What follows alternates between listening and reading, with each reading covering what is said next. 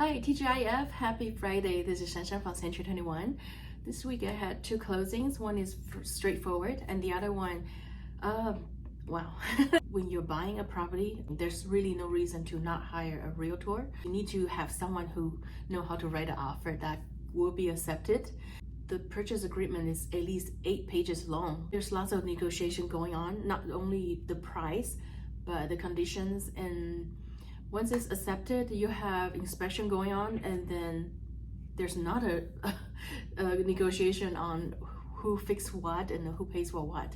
What if the house doesn't appraise? You're willing to pay a certain amount, however the appraiser say, well, it's this much. So they are not gonna cover the whole purchase price. They're just gonna lend you according to what they think the house is worth. Then what? When you have the final walkthrough, things might change. The house might even change. So there's just more things to discuss and negotiate till the very last moment. Make sure that you're protected.